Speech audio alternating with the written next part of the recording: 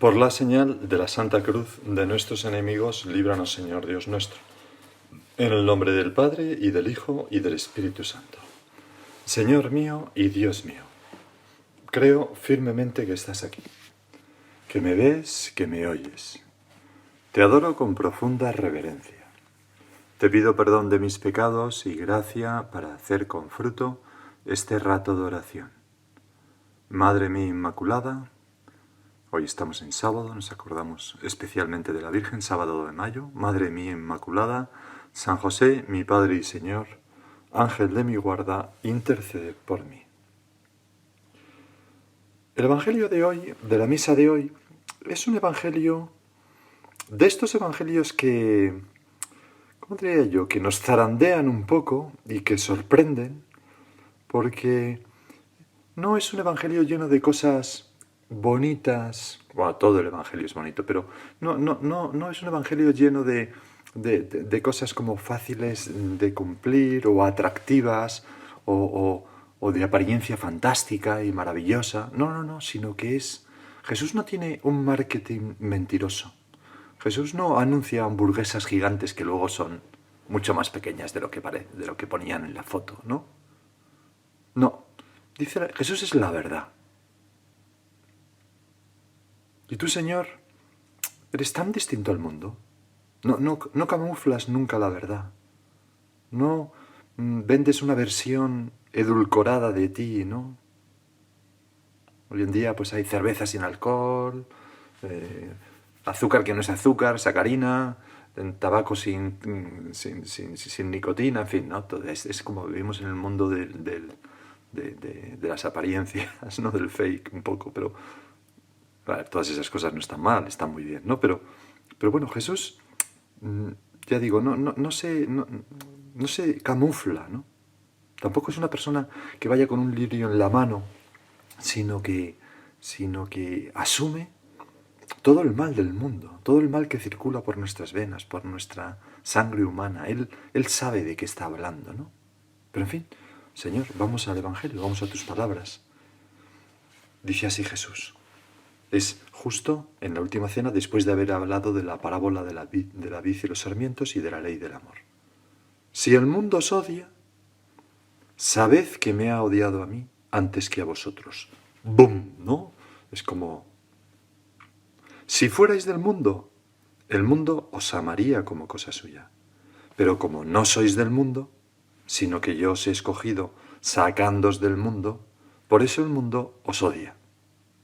Señor, es una frase rotunda, el mundo os odia. Recordad lo que os dije. No es el siervo más que su amo. Si a mí me han perseguido, también a vosotros os perseguirán. Una promesa que no deja de cumplirse. ¿Cuántos cristianos perseguidos hay ahora mismo en todo el mundo? Si a mí me han perseguido, también a vosotros os perseguirán. El Señor no nos engaña. Lo primero, Jesús, es que hay algo que me sorprende aquí y es, ¿pero el mundo? ¿A qué mundo te refieres? Porque el mundo que Dios creó, dice la Biblia, dice el libro del Génesis, que vio a Dios que era bueno. Y cuando Dios creó al hombre, vio a Dios que era muy bueno. El mundo es una criatura de Dios. No puede ser malo como tal. Y sin embargo tú dices que el mundo te odia a ti y nos odiará a nosotros. Y que nosotros no somos del mundo. ¿Cómo se resuelve esto? Bueno, el mundo al que se refiere Jesús es el mundo mundano. Ese mundo no creado al principio, sino el mundo después de la aparición del pecado. El mundo herido desde el corazón del hombre, porque igual que el hombre era como el punto de contacto de la gracia de Dios con el mundo, también a través de ese pecado del hombre, el mundo ha sido como inficcionado del pecado, ¿no? En Juan, en el apóstol Juan, el evangelista, siempre el mundo tiene como un matiz ligeramente negativo, ¿no? El mundo, el demonio y la carne, ¿no? Son como los enemigos del alma. ¿Y qué significa, Señor, esto de que no sois del mundo, sino que yo os he escogido sacándoos del mundo? Pues significa que nosotros no somos de ese mundo mundano, aunque sí somos del mundo, evidentemente, en sentido del mundo como creación, claro que somos de ese, pero que tú nos has escogido sacándonos del mundo significa que con el bautismo nos sacas de ese mundo del pecado, de ese mundo corrompido. Se cumple aquello que en la ceremonia de bautizo aparece claramente con esa pregunta que se hace a los padres y padrinos. ¿Renunciáis a Satanás, a sus pompas y seducciones? O sea, ¿renunciáis a ese mundo? Y los padres dicen, sí, renunciamos, en nombre del Hijo, ¿no?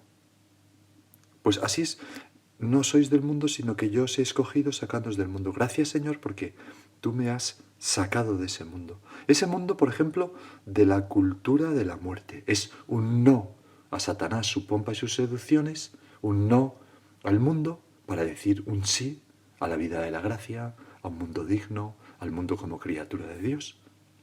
Y decía, ¿qué incluye todo eso a lo que renunciamos, de lo que salimos del mundo? Pues la cultura de la muerte.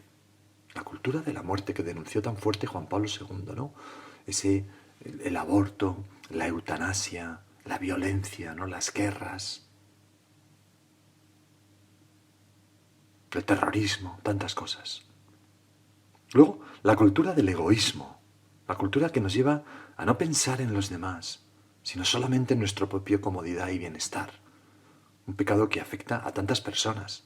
Nos afecta a tantas personas que a veces no somos capaces de trascender nuestro interés y pensar más amplio, ¿no? Significa renunciar a esa cultura de la ceguera mental que impide ver más allá y, por ejemplo, pues explotamos de una manera el planeta que dejamos pues mucha miseria a las generaciones futuras. Pues eso es un mundo del que nosotros salimos.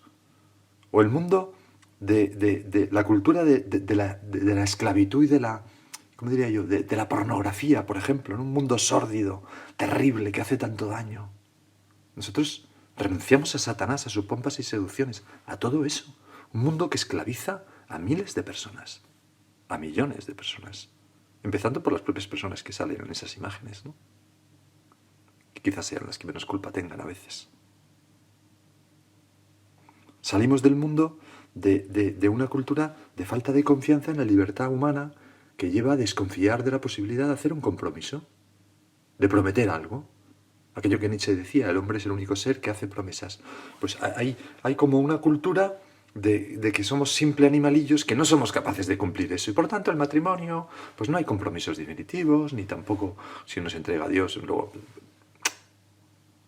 Y nosotros, los cristianos, decimos que no a todo eso. No, renunciamos. No somos del mundo, no somos de ese mundo. Y por eso Jesús nos dice, por eso el mundo os odia.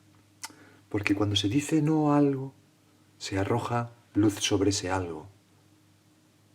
Es como una bofetada moral para todo ese mundo. Y por eso el mundo a veces nos odia. Si un día me ningunean por ser hijo de Dios, por ser un cristiano auténtico, que doy razón de mi fe, o por vivir de acuerdo con esa fe, o por defender la fidelidad como una cosa buena a pesar de todo hoy en día, o por decir que hay algo más que la materia y que el cuerpo, que somos también espíritu, o por afirmar el valor de la virginidad antes del matrimonio, o el valor de una familia numerosa en el matrimonio, o el valor del celibato por amor del reino de los cielos, o por defender al Papa y a la Iglesia. Bueno, si alguna vez me siento como ninguneado, ligeramente atacado, pues es la hora de recordar, Señor, estas palabras tuyas. Si a mí me han perseguido, también a vosotros os perseguirán. El odio, la persecución, es señal de elegido. Es el signo de los elegidos. La cruz es el signo de los cristianos. Y toda la Biblia refleja esta idea. Particularmente se ve claro en los profetas. Un falso profeta puede recibir aplausos, sentarse a la mesa del rey, ser llenado de dignidades, tal, pero un verdadero profeta solo recibirá insultos, persecuciones, etc.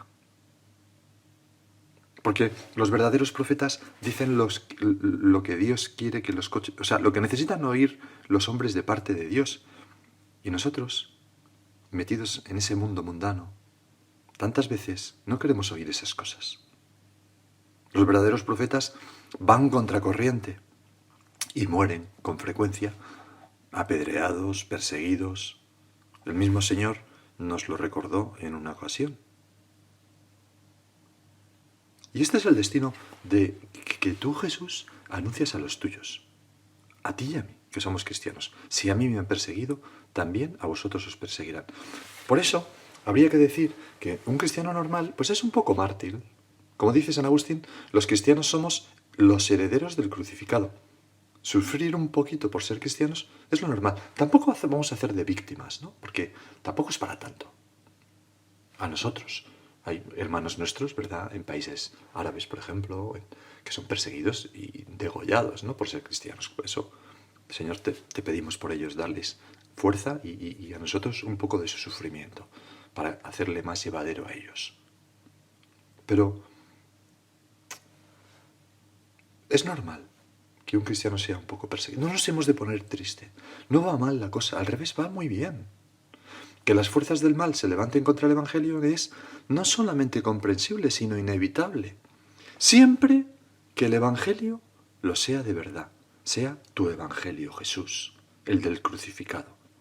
Y no lo hayamos convertido en una cosa, en un brebaje edulcorado y diluido que ya no tiene ninguna fuerza, como una cerveza sin alcohol, por ejemplo, ¿no?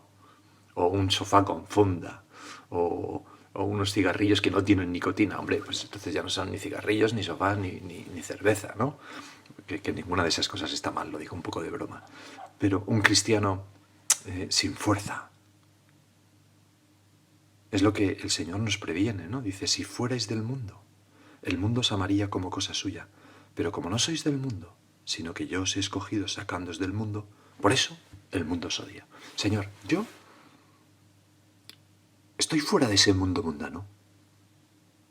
¿O me he vuelto a meter, a zambullir en él después del bautismo?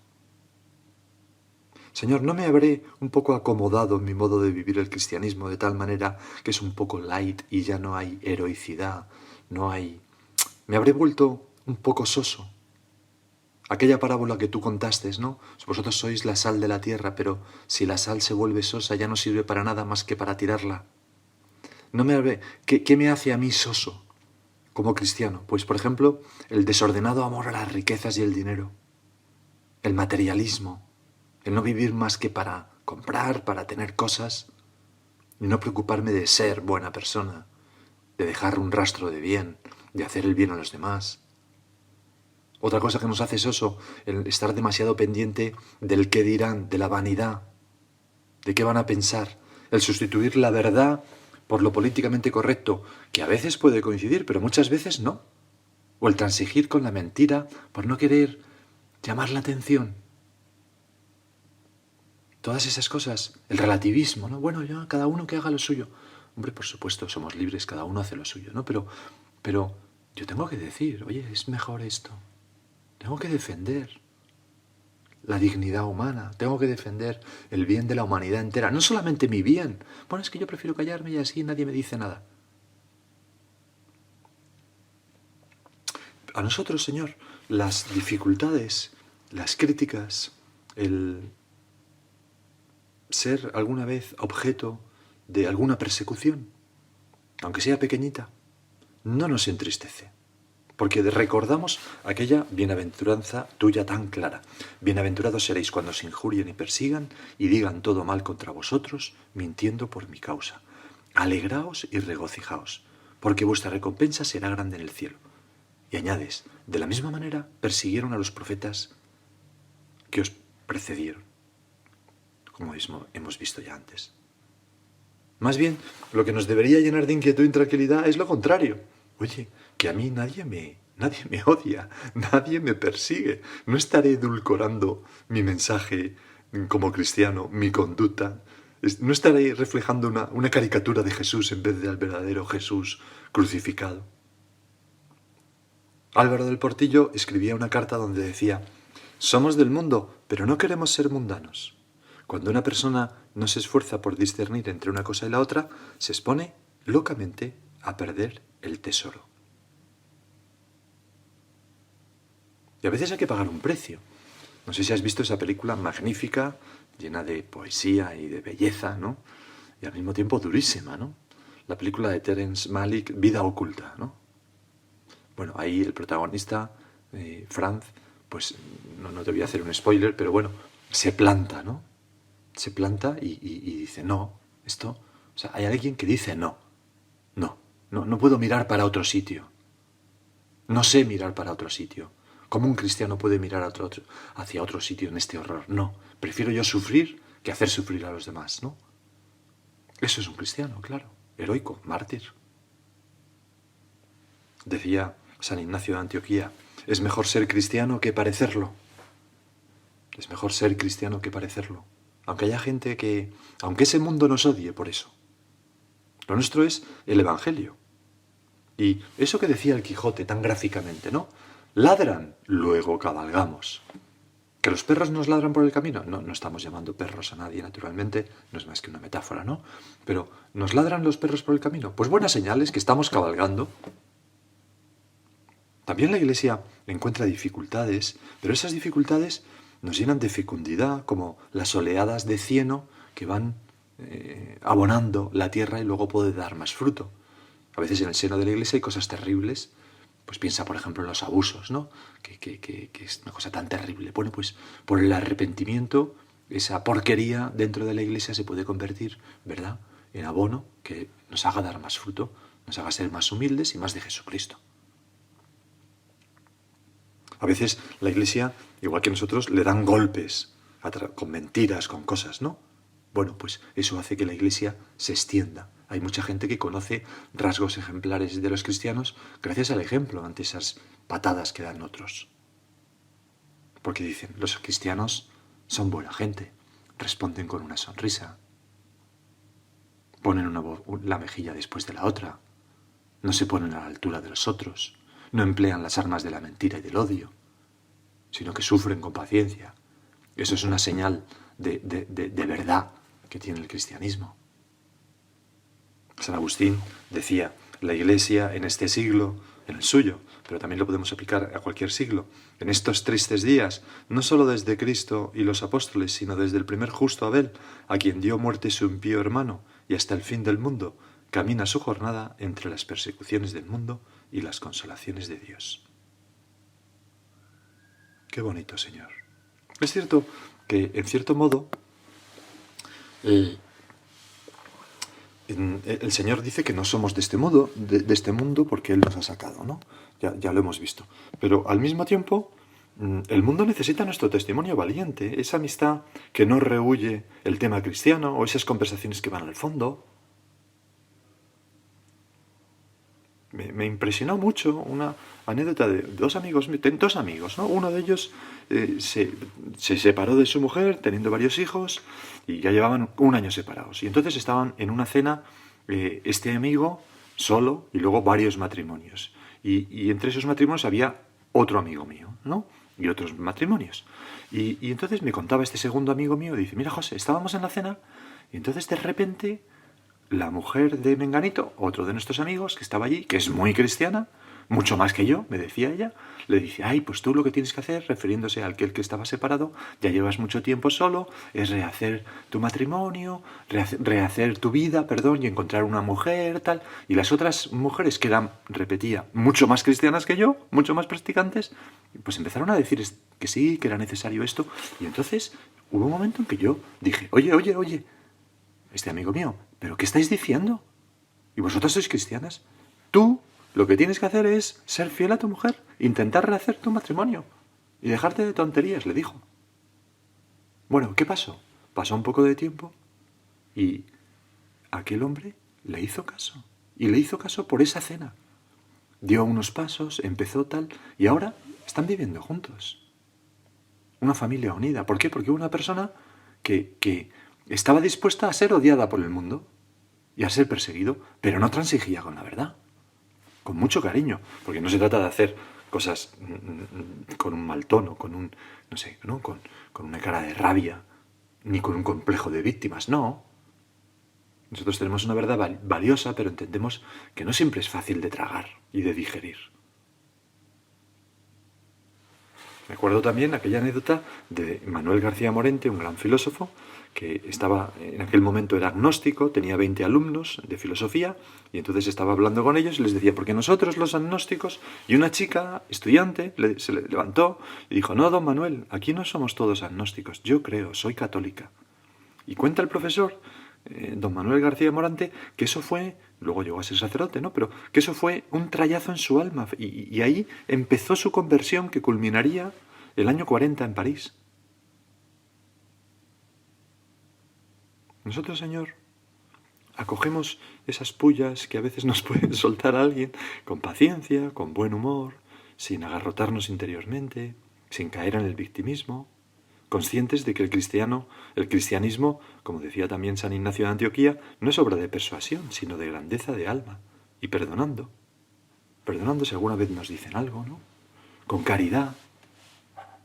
En una ocasión estaba una persona en una sala de estar y estaba leyendo un periódico, y en ese periódico un periodista al que él había tratado y le había informado sobre algunos aspectos de la Iglesia, pues ese periodista escribía un artículo muy calumnioso respecto a la Iglesia y esos aspectos de la Iglesia. Y entonces lo empezó a leer y dijo, será hijo de... no voy a decir yo la otra palabra. Y entonces en ese momento entraba San José María en esa sala de estar y le dijo, hijo mío, ¿qué has dicho? No, padre, estaba diciendo que esta persona... si será hijo de su madre, dice, para mí que no estabas diciendo hijo de su madre, no padre, la verdad es que no, pero le contó, es que le he dedicado tiempo a explicarle estas cosas y a pesar de eso escribió una cosa que sabe que es mentira y que es calumniosa, tal. Y entonces el consejo que le dio San José María fue, ¿has probado hacerte amigo y quererle? Bueno, y aquella persona, se lo había yo contar, lo hizo, empezó pues a tratarle, a brindar la amistad a esa persona. Los dos eran periodistas. Bueno, hasta el punto que se hicieron íntimos amigos. Tan íntimos amigos que cuando aquel periodista que había escrito aquello sufrió una terrible desgracia familiar, un hijo que falleció, suicidado, creo recordar, pero no estoy seguro, y pues a la primera persona que... No suicidado, no, simplemente falleció. Y entonces, trágicamente, pero falleció de accidente o lo que fuera. Y entonces llamó a este otro amigo por teléfono diciéndole, mira, eres la primera persona a la que llamo porque eres la única persona que puede evitar que ahora me pegue un tiro. Es todo un poco trágico, pero bueno. Aquella persona se hizo amigo del otro. Nosotros no nos sentimos excesivamente perseguidos. Entendemos que el mundo se rebele un poco y que nos odie un poco. Pero intentamos, con buena cara, llevar a Jesucristo. Lo que no hacemos es acomodarnos a ese falso mundo. Mezclarnos, de ninguna manera. Vamos a acudir a la Virgen. Sin mezclarnos con las personas, naturalmente. Me refiero a mezclar nuestro mensaje con el mensaje de ese mundo. Bueno, vamos a acudir a nuestra Madre la Virgen. Vamos a pedirle que nos ayude a hacer un punto de examen ahora de si no habrá algo en mi vida que yo tenga que recuperar el tono de un verdadero cristiano.